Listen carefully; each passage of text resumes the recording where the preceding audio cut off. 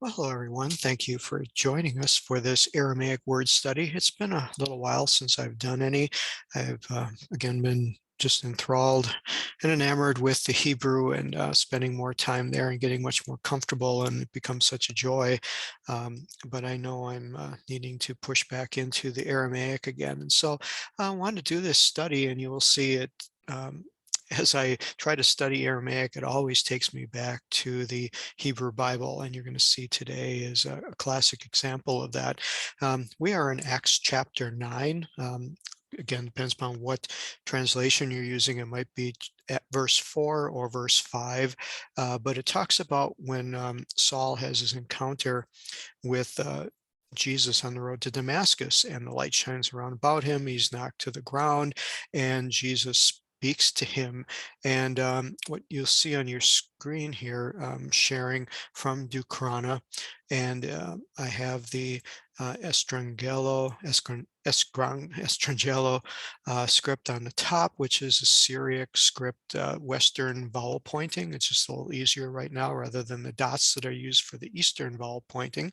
And below it is the Ashuri Hebrew square script that just helps as we learn. Again, this isn't intending to do anything but to help encourage and increase our learning. So the more tools, the more comparisons we can use, again, it makes it so much easier. You'll notice that the Syriac Peshitta script here has the vowel pointings underneath on the Hebrew letters that are very familiar to you. I'll give you a sense of what it sounds like.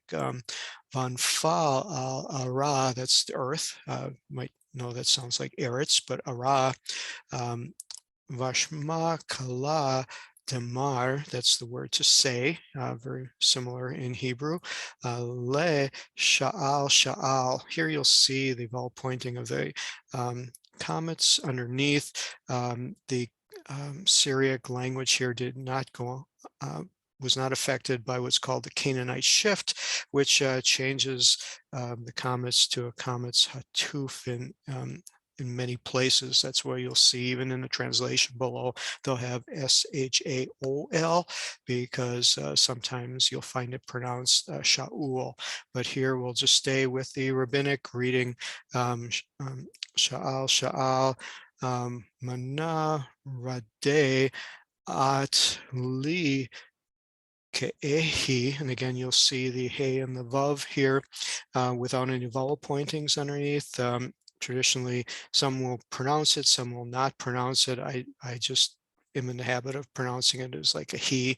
And then we finish the verse up by lach lam va'atu.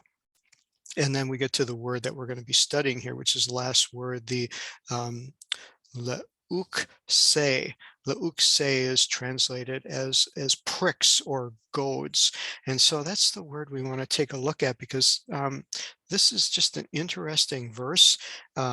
It's not the way we're used to speaking. I've heard, of course, many sermons about it, but what was so interesting is that I found that there is a Hebrew Bible reference, and it's found in Ecclesiastes, or the Hebrew word would be Kohelet, of the teacher. Kohelet is how they would describe this book. And in verse 11 of the 12th chapter of Kohelet, it has Divrei HaKochmim Kadar Bonot, and that word is for goads. And then it uses another nice long word here, gives you some good practice. Ukamas marot are like the nails. And then netuim, well driven, ba'ale. And then it closes this verse in such a beautiful, beautiful way. Asufot nit nu mera'e echad, one shepherd. And now what's interesting here is just realizing that Saul, who became Paul, was a Hebrew scholar, well schooled in all of the teachings of the Hebrews. And so the Hebrews are just masters at memorization and learning. So I believe with all my heart that Saul would have known this verse, and that as Jesus spoke to him, I would say most likely in Hebrew, and spoke to him in a way that he would have gotten the connection here. And because he asked, "Who art thou, Lord?"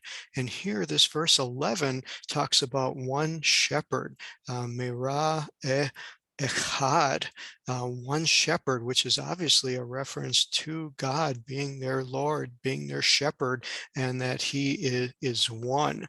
Again, the Echad, even in the Shema, as I learn more about how the Hebrew Jewish people look at this, they don't look at the Shema as a statement of faith, saying, let's determine, is God one? Is he more than one? That's not what the Shema or the word echad is meaning here. It's meaning to infer that he is alone, that he is the only, and not in the sense of trying to identify the nature of God, but to put him in a place that you should have no other. Um, Again, the Hebrews were always tempted by paganism, by polytheism and the multiplicity of gods, and continually in the scriptures, the Hebrew Bible is teaching them that there are no other gods. There is only one, that he is alone, that there's no one else beside him. And so when it says one shepherd, it's not trying to determine one of many shepherds. He's just the shepherd alone, that there's nothing else to consider. But the word we want to look at here is this word for goads, because that is what's used, how Jesus spoke to him.